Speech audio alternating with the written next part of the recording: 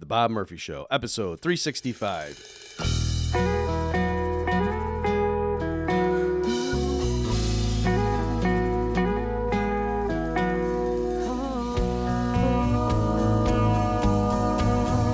There's a tidal wave coming. What you gonna do? Get ready for another episode of The Bob Murphy Show, the podcast promoting free markets, free minds, and grateful souls. It's your source for commentary and interviews conducted by a Christian and economist. Now here's your host, Bob Murphy.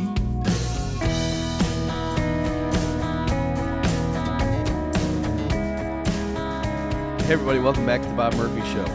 Today, as promised, I am giving the other side on the Bitcoin block size wars. Previously, I had Steve Patterson on, who co-wrote the book Hijacking Bitcoin with Roger Ver, and Steve there made the case that the original vision of Satoshi involved the block size scaling up, and then the dastardly small blockers got their way and, quote, hijacked the future path of Bitcoin. And so I promised you folks when that episode ran that I would go ahead and get the other side. And so I've got Stephan Livera, who is the host of a popular podcast devoted to all things Bitcoin.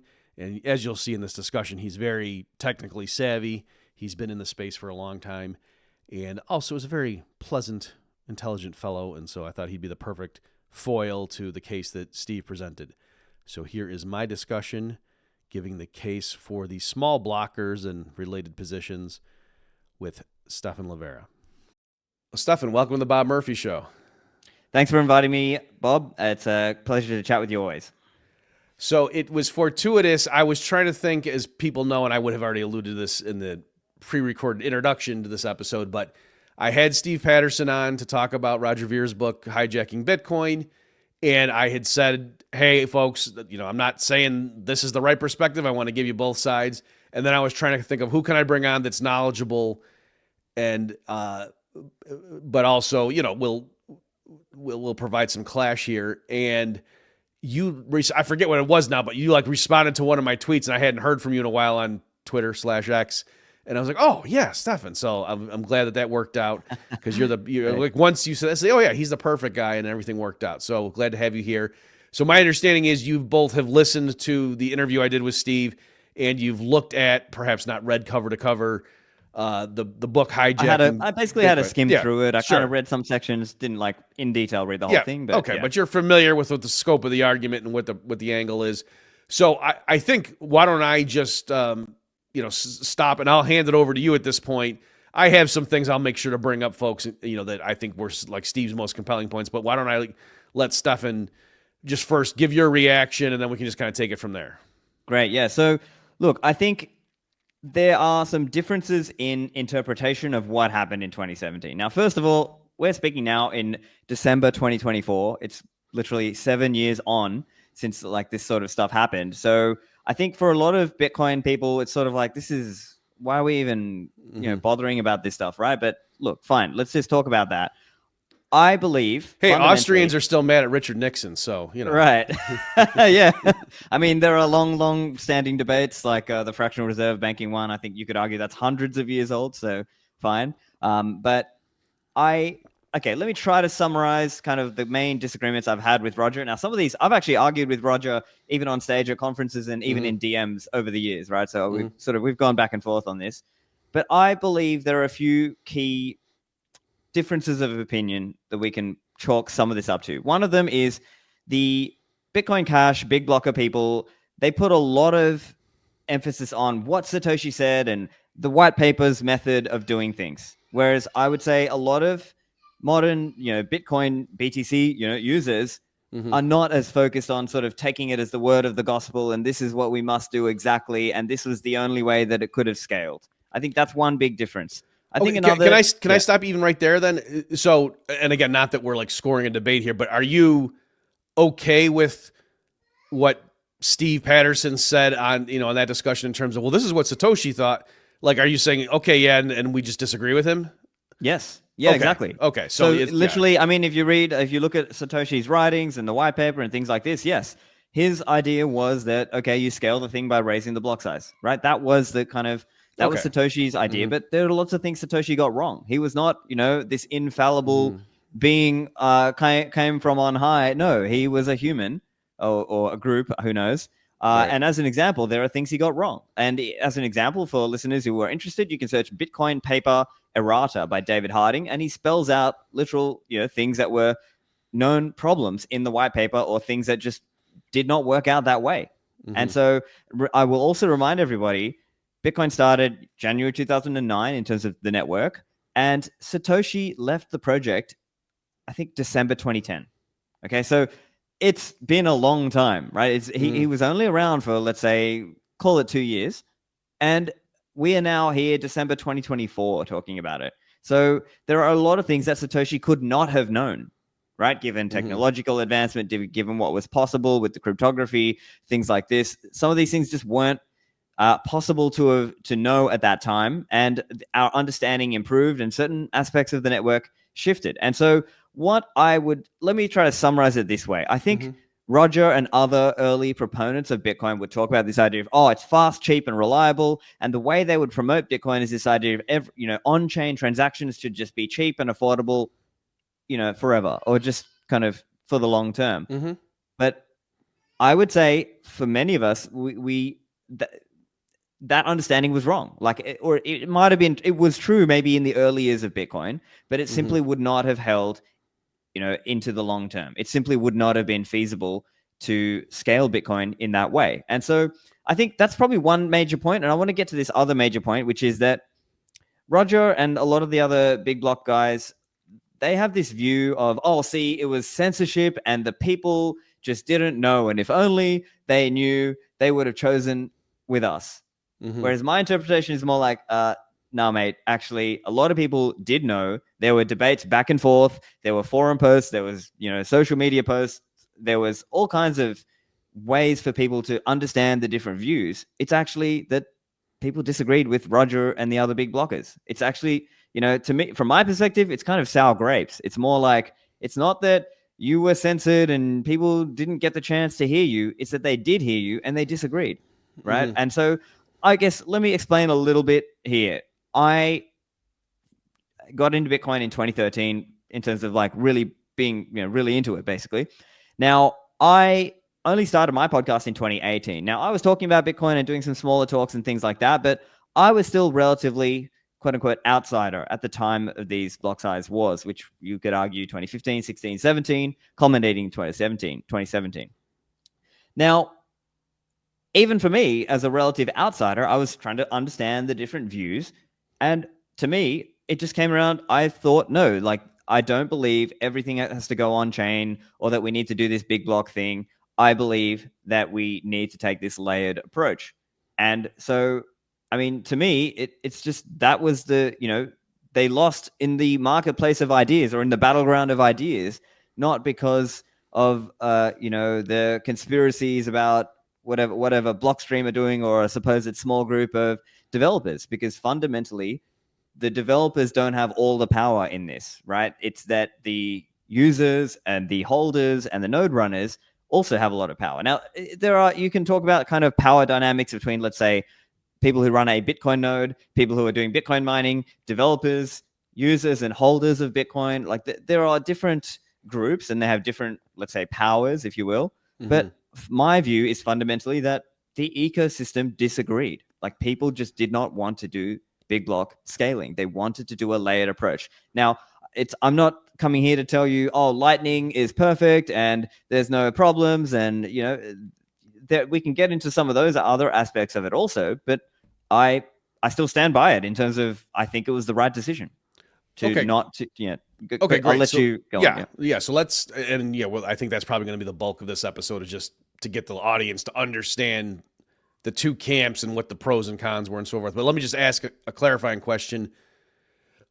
Which of the following two is closer to reality, at least in your case, that from the beginning, as you got into this, you realized, there's people talking about this being the everyday money and buying a cup of coffee with Satoshis, and that's clearly not going to work and these people are nuts? Or was it more that you came into it and that's what people thought in the early days it was going to be, and then it was only through actually getting your hands dirty and working with it and seeing the evolution and everyone in the ecosystem learning from experience that over time it dawned on people that, yeah, you know what, this isn't going to scale the way Satoshi and we all thought in the beginning, and that Roger and guys like Steve just refused to acknowledge reality and realize that, no, we've just learned so much more now, and guys, that original vision that we all shared isn't going to work.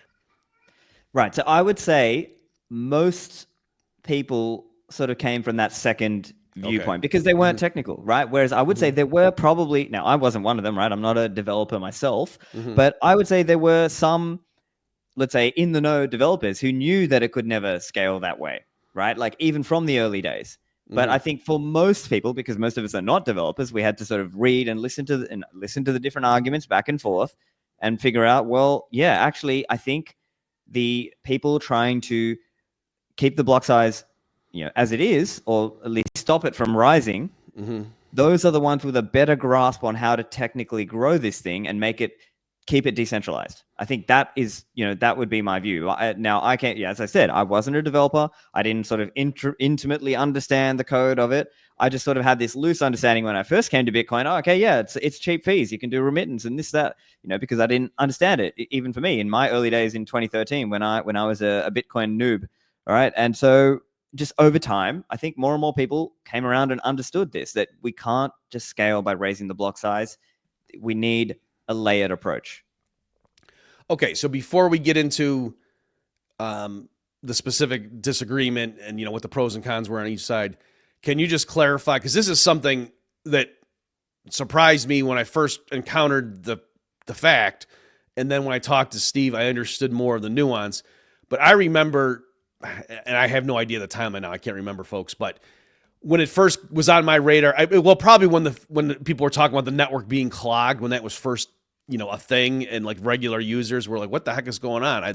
These fees are crazy. Like that would be half of my transaction price. I'm going to pay that. And this first became an issue for the people, just like you said, not the developers, but the people just using it and encouraging, hey, when you go to PorkFest, tell everyone to start holding Bitcoin, and we can just get a mass movement, that kind of thing. We'll end the Fed. So in those days, and then when someone explained to me just about the block size and the transactions and comparing it to like MasterCard or Visa, and I was astonished, and I thought, why did they do that? That's so stupid that they didn't build it. They built it with such a low processing capacity, and then it was only with talking with Steve that I learned that, oh, okay, yes, that's how it was designed in the beginning, because they knew in the beginning it's just going to be a few people using it. But there was always the possibility, at least in Satoshi's vision, that, well, yeah, of course, we're just going to fiddle with that and make the blocks bigger. And so there was like the built-in ability to scale, whereas when I first encountered that statement about the inherent limitations given the current protocol, I thought that was, I guess part of it is, Stephan, like the whole thing about, oh, no one's in charge of it. And so that led me way back then to think you can't change how Bitcoin works. Like, oh, yeah, there's 21 million. Nobody can change that. And so then the idea of, well, we can just increase the block. I guess I didn't fully get, that nuance or subtlety there. So anyway, can you just chime in on that if you understand like my original confusion, and then now how I realize, oh, okay, the scalability could have been an inbuilt option? Yeah. Okay. So let me explain it this way. I think in the early days, no one had an issue, right? Like when you're talking about those early PorkFest days. Now, I've never been to PorkFest. I'm a libertarian, but I've just never been. I would like to. But let's say in 2011 and 2012 and these kinds of things, the fees were so cheap that nobody cared. It didn't matter. And don't forget, the fiat price was a lot lower, right? As the fiat price of Bitcoin rises, the fiat, let's call it transaction fee of Bitcoin, is also rising over time. Right. And so I just think it was kind of more relatively, let's say, kumbaya, because no one had a reason to disagree. But then over time, as we saw the likes of Coinbase and BitPay and others, they started to hit into transactional limits. And so only then did it start to matter that, okay, yeah. And so, yeah, certainly I think people sort of had this idea of, oh, yeah, we'll just raise the block size and, it's no big deal. Only later did most people sort of realize, wait a minute, there's actually going to be problems with that. It's going to cause centralization in the network, and it will make it difficult for everyday people to use Bitcoin or to run a Bitcoin node. And even I'll just bring up another point here. Roger and Steve, in their presentation, they sort of say, oh, look, we can use SPV, simplified payment verification. And, therefore we can just keep raising the block size and it's all good, right? No, actually, there have been people who have ran the numbers, people like Jameson Lopp. He wrote a blog post on this. It's called, Could SPV Support a Billion Bitcoin Users? And I'll send you the link later if you want to put in the show notes. And Sure. It's called Sizing Up a Scaling Claim. This blog post is from July 2017. And he's sort of saying, yeah, look, SPV is great for clients, as in, let's say you and I, if we were non-technical people just, using it on our phone.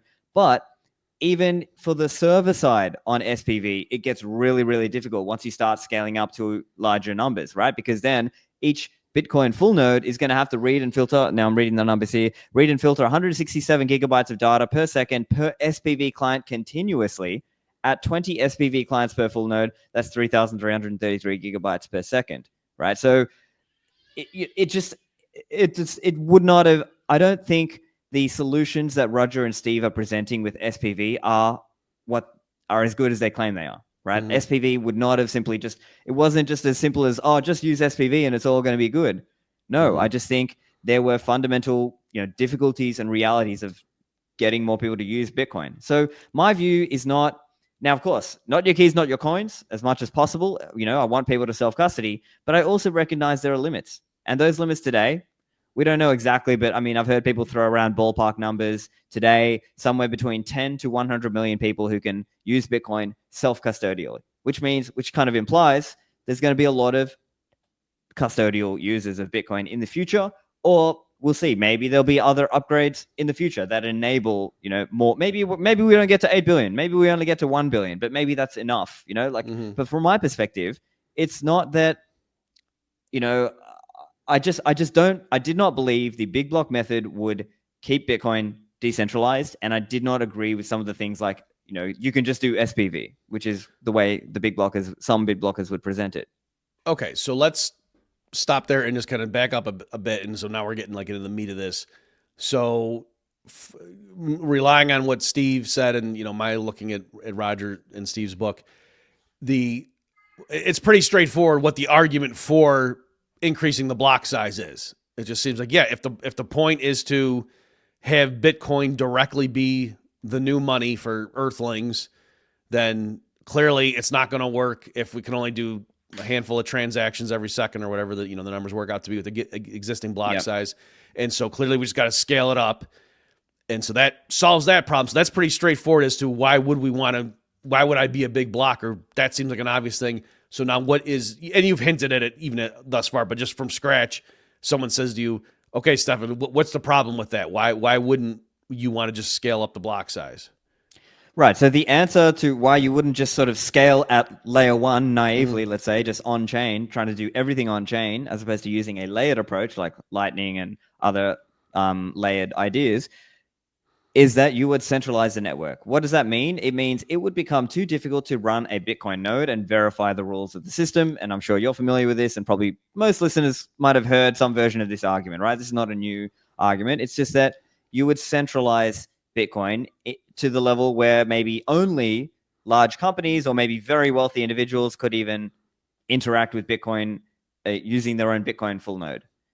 So this is one area I'm trying to, let's say, represent various views within the Bitcoin community. There are some people who believe that, Bitcoin must be run by a super majority of Bitcoin node running, people. And there are other people somewhere on the spectrum who might say, no, it's more like choose your trust model, right? Like but we want it to be available for people to run a Bitcoin node. And we don't want it to sort of get away from everyday individuals being able to cost effectively run a Bitcoin node, whether that's on a small, cheap computer or just kind of a computer that would be accessible for an everyday person. And I think one thing that I'll take issue with from Roger and Steve's presentation in this book is they sort of just take the maximums. So they'll say things like, oh, well, see, hard disk drive capacity is going up this much, and the cost is going down this much, and network capability is going up this much. So let's just assume everyone's going to use all of it. Well, hold on.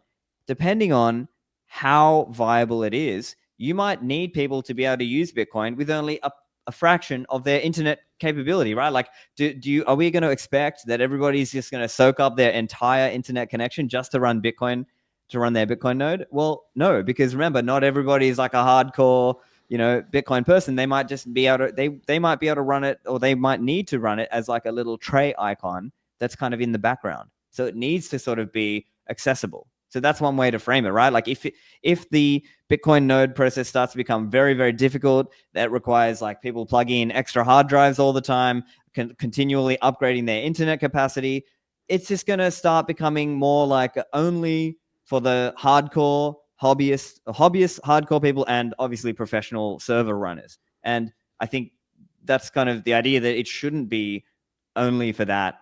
And I guess depending on who you speak to in the Bitcoin world, some people would be like, no, it needs to be a super majority of node runners. And there are other people who are more like, no, it just needs to be, let's say, accessible enough that it's not being centralized only to the top 5, big companies, the Amazons and the Facebooks of the world, who can actually afford to run a Bitcoin node and keep up with the network.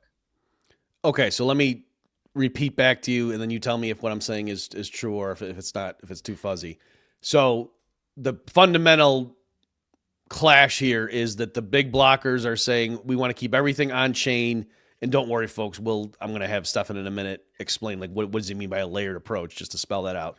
But the big block approach is everything is on chain. You buy a cup of coffee, you buy a mansion, you buy an island. That's all, the movement of the Bitcoins or Satoshis, to be more finely divided, corresponding to those transactions. That's all happening on the original layer 1 Bitcoin blockchain. And to make that happen, obviously, as more and more Earthlings embrace Bitcoin as their day-to-day money, the block size would have to get bigger. And then so that's one vision. But then the problem with that, according to the small blockers, is to say, yes, in Satoshi's original vision, everyone's going to use Bitcoin as the peer-to-peer cash payment system, but it also had this idea that, and this is decentralized, nobody is in charge of Bitcoin. You don't have to worry about 10 influential people hijacking it, and either through incompetence or corruption, or governments being able to just identify these 8 people. If we just lean on them, we control Bitcoin, because it's spread out. Anybody can join, download the software and whatever, and just start participating. And so the network of people that sort of validate what is a valid block that's going to get added to the chain, that's a very democratic, open-ended field. And you would destroy that if you went with the big block approach, because eventually over time, it's only going to be a very small subset of humanity that would have the ability to even be in that realm. And hence, it's sort of like that's the fundamental choice you face is, do you want to emphasize the peer-to-peer cash payment, everything on chain, or the decentralized nature? Is that roughly right? Yes, I think that's a fair summary. I think there are, that's probably most of the argument boils down to that. But there are other, let's say, pieces and parts of it that we can get into also around like what do those layers look like? What exactly are the transaction fees, at least today? Because I believe Roger and others would sort of cherry pick and say, oh, look, it's $50 fees, when, they're kind of cherry picking sort of the worst time, right? But yeah, sorry, I'll let you no, that's from there. Okay, that's fine. All right. So, okay, can you, what might occur to somebody though, is to say, hang on, isn't it already the case? Like, I read about these like mining farms and stuff, and I had Bob Burnett as a guest here, and he was warning about concentration in Bitcoin right now. And so couldn't somebody just be confused and say the small blockers won the battle? That's why, Stephan and Roger have sour grapes, and yet don't we have concentration, right? Like, if I just try to, I know back in the day, like Silas Barr, the guy that co-wrote the guide that I did, he got in early enough that he actually had a thing he built in his living room that was mining Bitcoins back then. Had to get fans and stuff on it. But obviously now that wouldn't, where you got to have like warehouses and you have to go where the electricity is cheap enough. Otherwise, so couldn't somebody say, we kept the small blocks like you guys said, and don't we have concentration? Aren't there like 5 or 12 companies right now that are kind of the choke points for what gets on chain? So my point to you would be, there are multiple ways we can fail. And so the small block thing is helping on the node front. What Bob and others are, I would say, correctly pointing out is on the mining front, right? So that's kind of like, that's like another theater of war you're talking about over there. Sure. You know? Okay. So I would say the small blockers kind of won that battle in terms of keeping the nodes accessible. But yeah, we do also want to try to help decentralize mining further as well. And that's the point that Bob and others are, talking about. So, and this is real. Burnett, this is real. Yeah, it was real. Right. This is real basic stuff. Though. Can you just explain what that distinction is? Like, okay, so what are the people running the nodes? How are they keeping it honest if they're not miners? I guess that's the thing that might be throwing people. Yeah, and actually, this is another point of contention amongst big blockers as well, because they sort of have this argument of like, oh, why would you run a node unless you're also a miner kind of thing. So let me try to explain my perspective on this. So in the early days of Bitcoin, when you ran Bitcoin software, you were both running a Bitcoin node and you were a miner. What happened over time is those functions got separated in a sense. And so nowadays, there are a lot of nodes who are not mining. And they are using nodes as their portal into the network, per se. That's how you transact, or that's how I check my Bitcoin balance, as an example. Like I'm running a Bitcoin node on my computer. It's running right now, and I can use that to check my transactions. I run multiple nodes, but for the sake of this example. Now, on the mining side, this relates to mining really professionalized, right? So it used to be this idea of, okay, people in the early days of Bitcoin, pre my time, people could effectively mine using their CPU. Then what happened is there was a migration from CPUs to GPUs, graphical processing units, right? Like in your video card. And then from GPUs to FPGA, I forgot what, a fixed field programmable gate array, something like that. And then from maybe 2011 or 12 onwards, it was basically ASICs, application specific integrated circuits. And these are specialized machines that do mining. And so the point there is that yes, we want to obviously keep the mining network decentralized. We want there to be a range of pools around the world, and we ideally want mining to be in different jurisdictions. So let's say the government can't easily go and seize it, or at least its governments in other jurisdictions. So they don't necessarily, they're not necessarily friends, or they don't necessarily agree about stopping these people who are doing mining. And I believe mining in terms of location is going to decentralize it. I think it is going to do that. But the concern right now could be that, okay, the pools might be a bit centralized, and that there might be further work needed to sort of decentralize some of the transaction selection. I don't want to go too deep into the detail because we're gonna lose people. But that's where there are efforts being made to decentralize that with things like Stratum v2 or Ocean doing Datum, and other people who are trying to come up with ways to sort of further the decentralization of mining. Now, I guess one other point, let me sort of finish explaining this. A lot of the big blockers have this view of, oh, why would you run a node unless you're also going to be a miner? Whereas I think the, small blockers, or, let's say non-big blockers, would see it more like, no, it's actually valuable to have a lot of people who are verifying for themselves, because it's decentralizing that, and it makes it more feasible for let's call it banks, or Bitcoin banks, or Lightning banks, or whatever we're calling that, to be a viable thing all around the world, right? So, and I guess this also, I mean, even from a libertarian theory and Austrian theory, I guess it also depends. Is your view of Bitcoin that it challenges all banking whatsoever? Or my view, which is more like, no, it challenges specifically central banking or government control of the money supply. I'm not opposed to banking per se in the theoretical sense. I believe you can have Bitcoin banks and there will be customers. And the idea is there might be millions of Bitcoin or Lightning or other banks, and you can be a custodial user of those. But of course, I would like for people to be able to self-custody. I just recognize it's more like the tragic view, that not everybody will be able to, just because of technological limits and keeping the network decentralized. Okay, so can you kind of at the end hit it there. So what is this a true statement that if you're of the small blocker view, and again, we're going to focus in a minute, I'm going to have him elaborate on this different layered approach. That's where the benefit of having people running nodes, but who aren't actually the miners, that's showing like that's why it's keeping the system honest. Yes. And that view is because of all the different layers and so on. Whereas, it's sort of like each comes with its own attendant complementary features that if you were just going to do a big blocker and try to keep everything on chain, having a bunch of people also being able to just run their nodes, even though they weren't miners, wouldn't be as important. Is that a true statement? Yeah, I agree with that. Like, I think the concern, let me spell this out a little bit more. I was getting to this idea of what if you just raise the block size so high that only Amazon or Facebook or, these big companies or Google could afford to run it. Mm-hmm. What could happen then? The state could go to those people and say, hey, we want you to include inflation. Mm-hmm. Just do it. Put in inflation and let us keep some. And yeah, maybe we'll let you keep some too.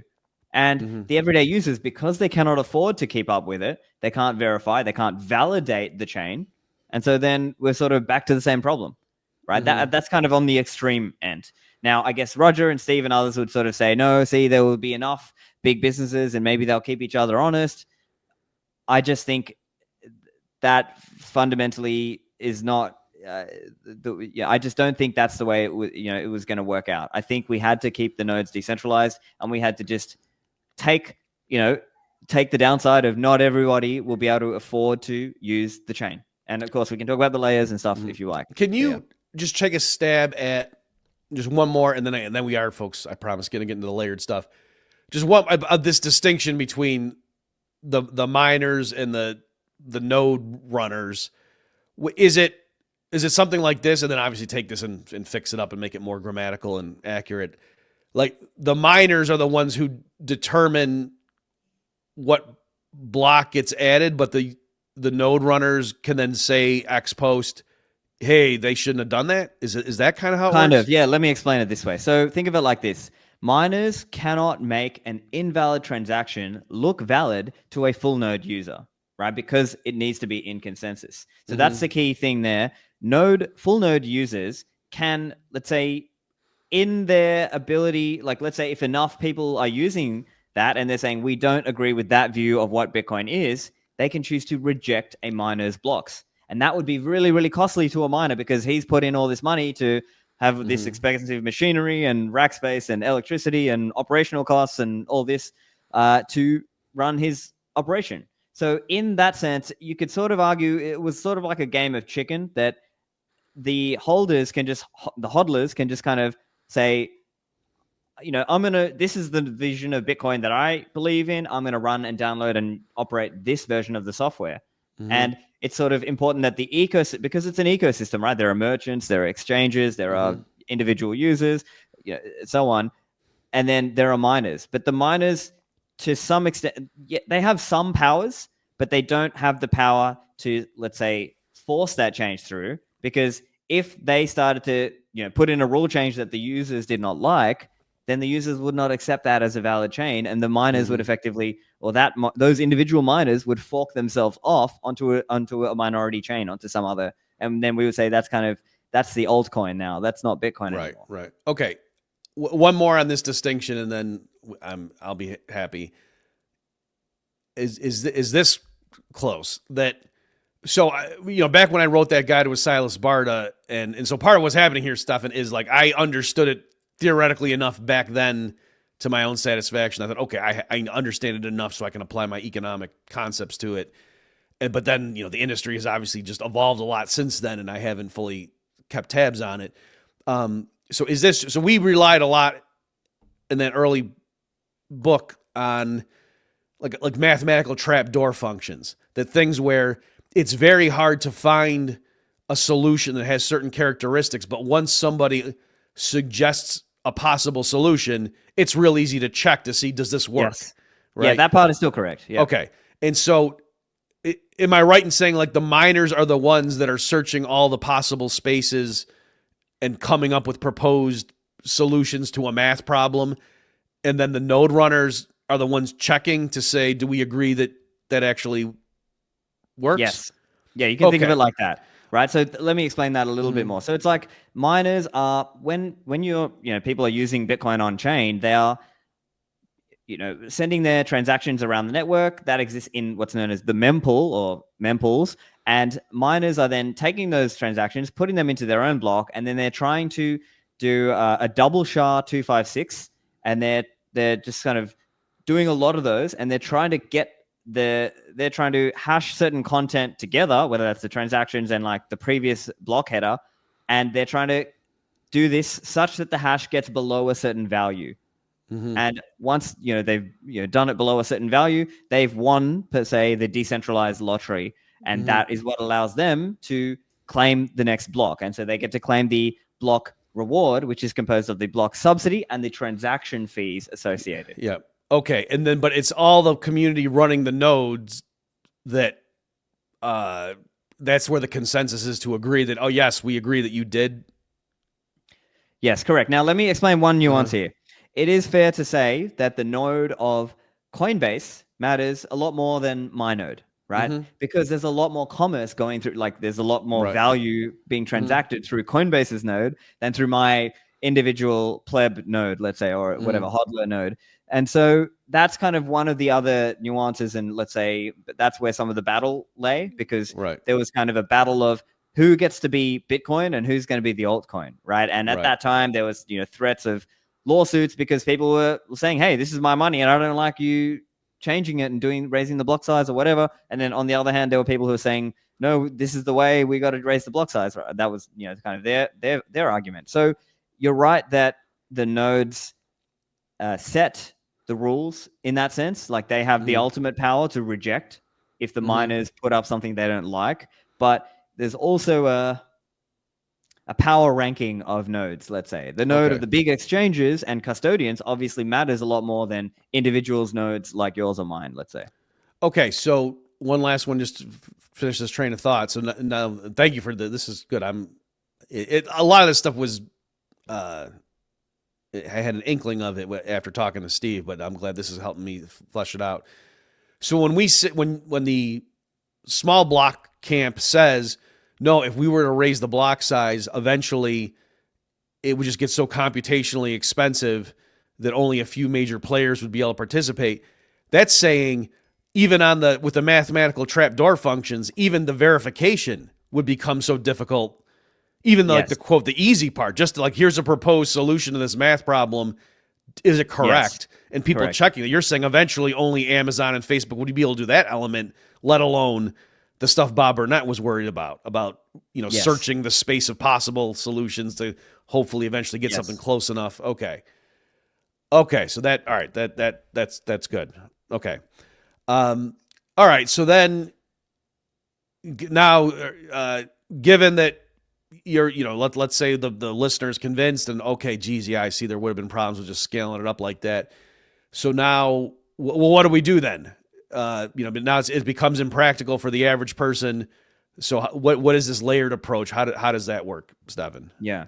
So this was, I think, part of the argument. People were saying, look, we have to use multiple layers. Now, I think you could even argue that having people use custodial, while not perfect, even that is better than the system that exists today, right? I'll just point this out, right? So today we have one Federal Reserve, and I mean, last I checked, I searched online, maybe there are 30,000 fiat banks in the world today. Whereas today with Bitcoin, we know it's 21 million. There's no more than 21 million. People. There's probably 60,000 plus or maybe more nodes running today, and there's a potential in the future to have millions of Bitcoin banks. So it's just already a massive, massive improvement, even if we didn't, to be fair, that's including Lightning, right? So I'm going to now get into the layered aspect. So let me try to explain this in the simplest possible way. The idea is by using Bitcoin contracting and Bitcoin coding and script, people could create layers that allow you to transact while minimizing the amount of time you need to quote unquote hit the chain or do an on-chain transaction. And so you might have heard the example of Lightning, where let's say you and I might open a Lightning channel together. We could transact back and forth across that. But importantly, I'll just note this as well, because a lot of big blockers don't get this and they sort of miss this in their explanation. They don't understand that, as an example, Lightning is a multi-hop network. So let's say you and I have a channel together, Bob. You might have a channel to somebody else, and I don't need to have a direct channel with that third party, I can transact through my channel with you to that other person for the cost of one on-chain transaction to set up that channel. And so that's one thing that they sort of miss, and they sort of present it like, oh, every time you need to transact, you need to open a channel with them. It's not quite. But anyway, backing up a little bit, the idea is that there are various constructions that are possible using Bitcoin scripting, and this is where certain upgrades can come in and help. So SegWit helped with some of this. In the future, there's a possibility, although we don't know for sure, that various covenant upgrades can be applied to Bitcoin to allow more and more of these, or more, let's say, upgraded versions of the Lightning Network or other layer 2 protocols, such as Arc. Arc is something that exists today, but it would be improved if we got some of these other covenants. There are other ideas like payment pools, coin pools, timeout trees. There's various ideas, but the basic gist of it is, think of it like a compression ratio. So as an example, I might just do 1 or 2 transactions per month on chain, but actually off chain, I might have done 100. And so depending on the flow and depending on certain details, that's one way Bitcoin could scale and allow more people to use it while still keeping the node network decentralized. That's kind of the very high level summary of it. And I think I will also, while we're here talking about layers, I will also point out here, Roger and others in the big blocker camp will often cherry pick the data on fees and say, oh, well, see, if the fees are $50 to transact, I mean, as an example, right now, it's 6 Satoshis per VByte to transact in fiat terms. That's about 87 US cents. And that's to get into the next block right now. And so, yes, of course, it's fair that over time that comes up and down. But let's not forget, you and I could have opened our channels years ago when the fees were low, and we might have still maintained those channels open. And I, in fact, do have that scenario. I have channels that I've opened, I don't know, 4 or 5 years ago, maybe even more, and I still have those channels open. So, I did, for the cost of, let's say I have 6 channels, I did 6 on-chain transactions 5 or 6 years ago, and I'm still able to, transact using those channels today if I want to. And so I think it's sort of understanding the nuance of exactly how many times you need to hit the chain. It's not that you need to hit the chain a lot. It's you can use these techniques to minimize your use of the chain.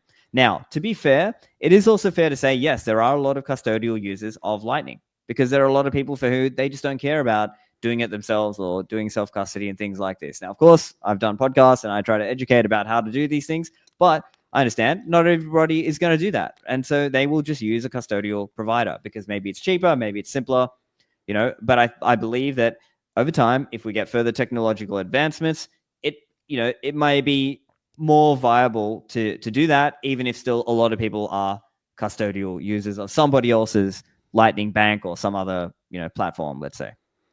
Okay. And this is obvious, but just in case we have people that are relatively new, when you say custodial versus non-custodial or self-custody, can you just explain what that distinction is? Okay. So the basic idea is your Bitcoin is secured by your private keys. And so the famous saying popularized by Andreas from maybe 2015, 2016 is not your keys, not your coins. And so that's kind of the saying. And the idea is that this is a saying in the Bitcoin community for people to understand that if you just hold coins with some custodian, or let's say you have your, you buy Bitcoin on using the ETFs as an example, that's not necessarily holding or taking possession yourself. Now, maybe we can talk about legal title versus possession, even though it's not physical possession. But essentially, when you write down, as an example, there's 12 or 24 words, that represents your master private key. Now, that's just a test one I just showed as an example, so don't worry about that. But yeah, so that 12 or 24 words is people like were zooming in on that. Yeah, it's whatever. I don't care. But that is your way of being able to transact with the Bitcoin network without having to give up the possession to somebody else, let's say. And it allows you, think of it, again, I'm simplifying a bit, but it's like your password, oversimplifying, but it's like your password. And the way it works is you use that, your software uses that, and maybe your hardware, if you have like a hardware wallet as an example, your hardware uses that private key to sign a message that indicates to the rest of the network, this is Bob's, I know, not Bob's, but these are valid signed transactions, or this is a valid signed transaction, I can see because the signature for this is valid. Okay, great. So, here I'll work with this analogy, and then you can comment on it. So, if we're thinking of Bitcoin, over time, like it's now become it's as if an individual Bitcoin is like a big gold bar that, is very valuable, much better than, government issued fiat currency and so forth. And yes, and we want all of planet Earth to switch away from government fiat currency and use gold as money. But geez, these big gold bars are tricky. And well, we could, break it up into smaller pieces and like individual coins or something. But there's ultimately a physical limit as to how small we can subdivide it. And over time, the purchasing power of these things is going to get up so much that eventually it's not going to scale. And clearly, no matter how little amount of physical gold you put into a coin that you dilute with baser metal, you're not going to buy a cup of coffee by handing gold to the merchant. And so, you can imagine in a world like that, even if you understood the properties of the gold, and wow, this is such a better money than the government issued paper. You could imagine a future state where most of the gold is in the form of bars sitting in very secure vaults around the world. And what you give to the merchant is a claim that banker's warehouse issues that's legally binding, but is not the gold itself. Like it's a distinct thing. And, and there could be problems with that, but you could just say in the grand scheme, it's not going to work to physically hand over gold for every transaction on planet Earth. We're going to keep them like in a store. And then occasionally when, a bunch of transactions go one way or another, there might be shipments of gold bars from one warehouse to another. And that's going to be expensive. You're going to have to hire, armed guards and, personnel carriers and blah, blah, blah, and have insurance contracts taken out. And so moving the gold, the physical gold around is actually going to be costly, but still that's a much better system. So anyway, I've heard people make arguments like that to say that's sort of like the layer 1, layer 2 distinction, that the Bitcoin layer 1 on chain it's going to get to the point where each Bitcoin is worth so much. It's, you're only going to move it relatively infrequently. And then the daily commerce is going to be from ultimately what are claims on the underlying Bitcoin on chain. Is that okay insofar as it goes?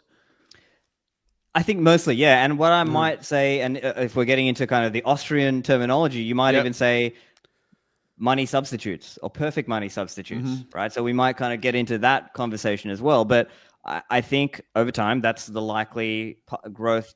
I think, if I'm guessing what happens, I think over time, the value of Bitcoin will be so much that if you hold even one coin, maybe 20 years from now, 30 years from now, who knows, that might be sort of roughly equivalent to being a decamillionaire today in fiat terms, that kind of thing. And so obviously, you're not necessarily going to do all that on chain, all your transactions. You may have other providers who help you the same way that, people might use a retail bank and you tap your card and this kind of thing. Now, you might have Lightning service providers who do that for you. And there are even fiat banks today, the more kind of neobank or Bitcoin ones, who do actually have Bitcoin and Lightning capability.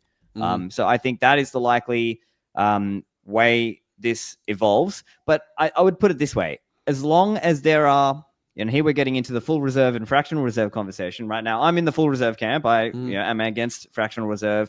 And obviously I'm aided by your arguments. In fact, some of your arguments. But I will say, I believe the idea is we want it to be enough that people can keep the system in check. Right. And so if in that vision that I'm talking about, let's say there are 100 million Lightning banks or 50 million Lightning banks, the idea is what's keeping them honest, enough people withdrawing to sort of force them to stay with their reserve ratio close to 100%. Right. And so, or at or above 100%. And so that is how I think it's likely to evolve. But I think what we're going to see is kind of the fiat system living alongside the Bitcoin one for a while. Okay. So as far, going back to this thing about, you've been a champion of self-custody for a while, but now you're realizing, that may be impractical. Can you imagine like a sort of hybrid approach where, in some family, let's say it's, when the parents die, part of what they give is the private key to their kids about, oh yeah, way back when, we've been every year, we set aside some money and we go and we buy 30 Satoshis on chain, and then we keep the private keys, and here we have it in cold storage, and this is part of the and so that's like the family's long-term saving, and it's very rarely that they're hitting the chain, and then they pass that on to, we're not worried about estate taxes and folks. Assume everything is very compliant, but you get the idea, like in terms of the economics of it, that yes, your daily commerce is a custodial approach, but yet like the long-term savings of even just the regular household could be in the form of maybe just a few Satoshis that you go ahead and suck it up and pay the transaction fee and get that. And then because you're going to hold it for 20 years. Something like that. Now, I mostly agree with that example, but I would just disagree on the number. So it wouldn't be like 300 Satoshis, right? Because that low, it might be uneconomical to even go on chain for that amount, right? But yes, broadly speaking, your example is how things could go. Like you're saying because the fee itself is going to be in Satoshis, and so at some point, like you'd be giving up 30%. So you'd have an uneconomical output, right? So that's something people need to think about also. Okay. But yes, the broad idea is that you might be saving up, and the family would treat this like a long-term asset. And I guess we can also get into this. I know this is another thing Steve and Roger got into, where they were sort of saying, look, you guys talking about hodling, and what about actually transacting, and this kind of more agorist division? We'll get into that later. But the point is here, yes, people doing on-chain transactions, in the future, it may be more rare. It may be when you're buying a house or buying a car or doing these kind of big transactions or inheritance scenarios, this kind of thing, handing it down. There may be more advanced technology to facilitate that. But effectively, it could be seen as a long-term asset that you try not to spend unless you absolutely have to, because this is like the family, heirloom or family, general, legacy, that kind of thing. Right. And even if you did want to, quote, spend it, you could just leverage it, like you could stake it or something, and I get into smart contracts, right? And that gets into like leverage, and also gets into like what kind of credit will exist in that world, and we don't know, right? So right, okay. Just you saw it, but for the listeners, so folk, I was saying like you could post it as collateral, just like if you owned a mansion somewhere, the family farm, you can mortgage the family farm. That doesn't mean the bank physically takes it from you, just means you borrow against it. Yeah, if you don't pay the loan back, then legally they own it. And the same thing here, you could legally owe somebody your Bitcoins, even though they don't have your private keys at the moment. Just, like you could own real estate, you could owe somebody your gold coins, and they could say, hand them over, and until you physically hand it over, you still have physical possession. So it's, that kind of distinction. Right. And to be fair, this exists now, right? I think companies like Unchained Capital, Ledin, I think Debify, there are others who are doing that model. And maybe in that example, maybe they hold the keys, or in some cases, Unchained may hold. Unchained may allow you to hold one key, they hold one key, and a third key is held by another custodian. Yeah. There's different setups of how it could work. But yes, people may borrow against their coins. And even now they do this because, the interest rate is lower than what Bitcoin is going up by. So for the, people who are savvy, they are doing okay out of it. But of course, buyer beware, there is liquidation risk and all these other things. So sure. Yeah, exactly. Okay, well, the last thing I ended with, and I'm curious to hear your reaction, is I was playing a sort of devil's advocate with Steve, and I said something like, see, what if somebody said, guys, the way you wanted to do it originally was not going to work, and certainly with all this, I think part of their case is Steve and Roger is they're skeptical about, oh, geez, BlackRock's getting involved, and this has turned into ETFs and all.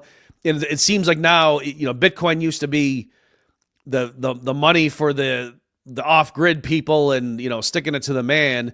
And now it seems like it's way too cozy. And so one of the things I was saying was, well, couldn't somebody say we couldn't have it forever be that, oh, governments hated this thing, like it had to be compliant. And so you kind of have to get big companies involved if it's going to become, a genuinely viable money. It can't be that people are worried they're going to get prosecuted if they're caught holding this stuff.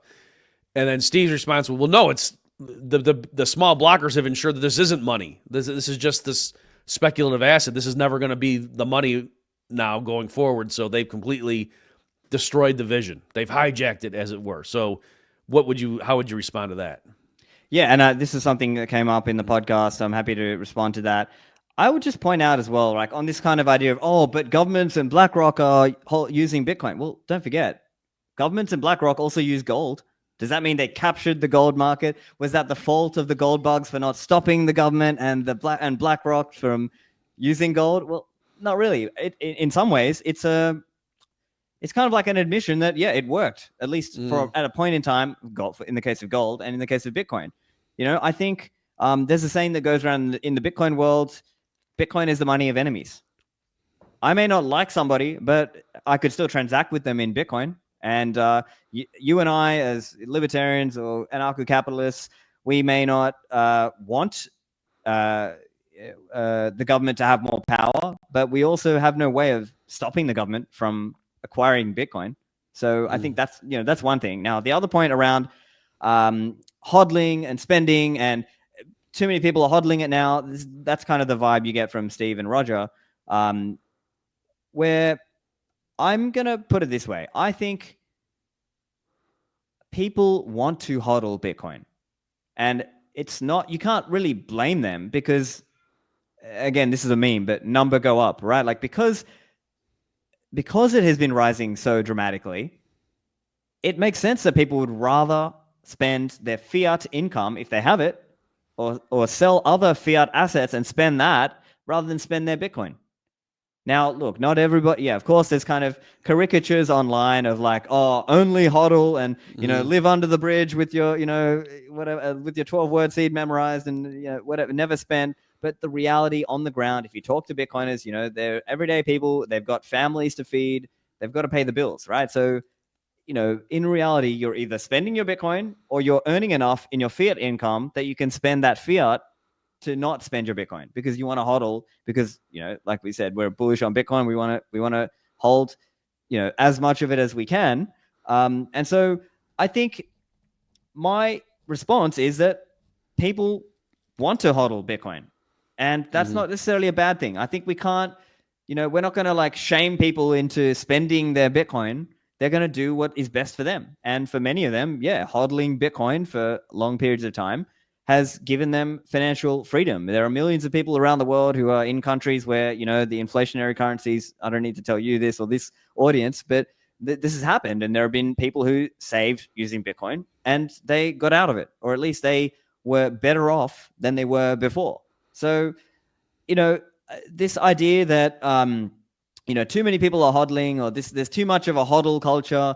I mean, how do you expect people to kind of act against their own interest? Let me point this out as well, right? Because the corollary that's often made by that argument of Roger and Steve and others is that, it's only used for hodling and you can't even transact. And therefore it's like just not even usable for transacting. But that's also false. I'm going to give an example. So BTC Pay Server is a Bitcoin payment processing software. It's open source. You can run it. It's great. I've done podcasts with the guys who helped create it. And they have a case study with Namecheap, right? So most people know Namecheap is a huge domain service. And they recently came out with a case study that is between the months May 2020 and October 2024. So let's say 4 and a bit years. Over that period, they had 1.1 million transactions. They had over 500,000 users. They did over 73 million in revenue and payments from over 200 countries worldwide. Does that sound to us like, oh, this is only hodling and no one can use it? And here, I'll also make this point. The average revenue per transaction has risen. It was around $79.30. So, okay, yes, this is not coffee transactions, but these are not exactly houses and cars. So I think the presentation of people like Roger and Steve is not quite right because they often cherry pick and they say, oh, why would you do this? You're paying $30 fees or you're paying $50 fees. Well, no, that's because on average, it's not that high. They've just kind of cherry picking the high times. And of course, and in this example, they weren't even using Lightning. What if they did use Lightning? Then it could be even cheaper. So I think there's a difference in the reality and the view that Roger and Steve give us in their view of, oh, see, you can't even use it for transactions anymore. Well, you can. You just have to use it the right way. Okay. Very good. I guess as we wrap this up here, Stephan, is there any other point that you had, as you were getting ready for this, that you wanted to make before I let you go?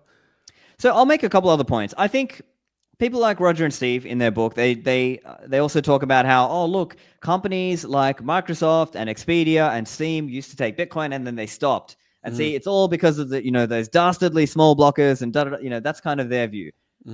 No, I think it's just a cycle. We are, whether we like it or not, people are human. We sort of herd mentality get into things and herd mentality get out of things. And so we see these, bull and bear cycles in Bitcoin. And we've seen them over the years, right? 2013, 2017, 2021.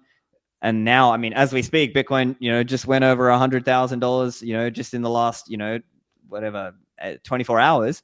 So every time we're going through these cycles and there's new people coming in. And so I think they are trying to attribute the downsides to the small blockers as though it was the small blockers' fault, when I just think it was always going to go this way. And there was not much anyone could have done about it. Yes, some people get into Bitcoin and some people sell their Bitcoin and then later they regret it. And you would have been better off just hodling it from, 2011 or whatever, whenever people first got into it. But fundamentally, my main disagreements with Roger and Steve and the other big blockers is that they have this narrative of, oh, we were censored and therefore, Bitcoin was hijacked, right? That's the title of the book. Whereas my view is more like, no, actually, people just disagreed with you. Like the market and the people disagreed with you. And I'll give another example. In late 2017, there was SegWit that happened, and then later there was this concept of SegWit 2x to double the block size. Now, because this was contentious, there was a futures market on Bitfinex, and so people could send their Bitcoin in, and they could trade one token against the other, B1x versus B2x. And I can't remember the exact number, but it was something like 0.85 was B1x and 0.15 was B2x, right? Most people wanted B1x. They wanted this vision. It's not that Roger was censored. I mean, Roger is probably 100 millionaire and has, controlled Bitcoin.com.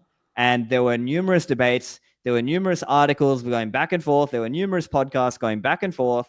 People had a chance to listen to both sides of the argument. And I believe they chose to not raise the block size. And it's not just this, right? It's also that they want to sort of put their foot in the ground and say, no, this is not the path we want to go, right? In the future, it is still possible that actually Bitcoin does have a block size increase. I mean, I don't know. I'm not predicting. I would say it's unlikely, very unlikely, but it's possible.